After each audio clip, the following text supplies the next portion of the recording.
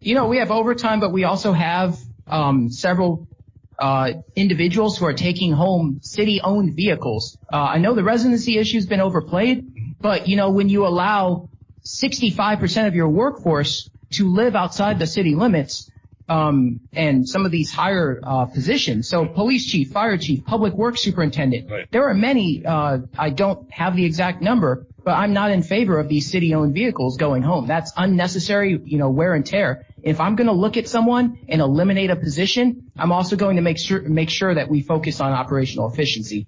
Very good. Thanks, Anthony. September of 2000, the council passed a resolution talking about residency, and it was a resolution it was passed 3-1, I believe. Where'd that go? It's still on the books. Mm-hmm. People aren't following it. That was former manager Hiller. When I did the majority of the hiring of public works, mm-hmm. I always looked first for a city resident. Mm. If two people were of equal, I'd get the person at the city because they had more of an interest than the person that lives in wherever. And now that we're on that subject, I think it's appropriate. Obviously, Anthony had mentioned, of course, our city manager doesn't live here. He lives outside the city. And he's not an elected official. He is making some serious decisions. I see it this way, Anthony. That's just been the way it's been. It's protocol. But but you want to change that, obviously. But going forward, as far as management positions, not just the city manager and others, where are we at? Who are we starting with next? I lost track again. It would be Pete. So, Pete, you just said it, but I'm going to give you the opportunity to say again. What levels of city management would you require, if not all city employees, to live in the city? When I started there 30 plus years ago, every department had lived in the city, except minus one. And there was a set up public officers law state that certain individuals, the city manager signed a legally binding contract with the former council that said, by X date, and if I can't make it, I will, give me a 6-month extension. Mm-hmm. I keep going back to the school district.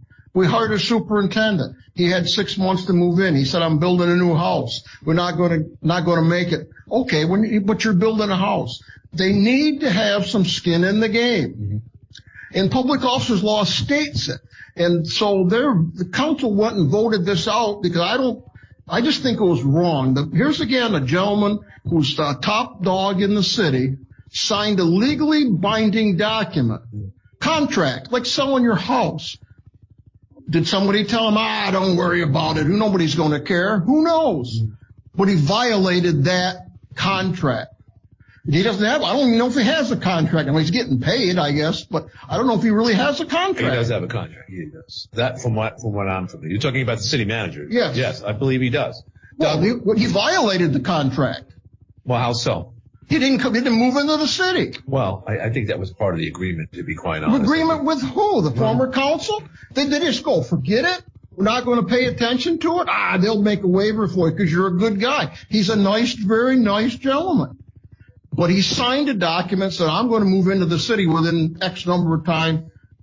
Nobody knew he was going to pack up from. He's got a gorgeous place on the lake. Right. Why would you want to give that up and come here? Mm-hmm.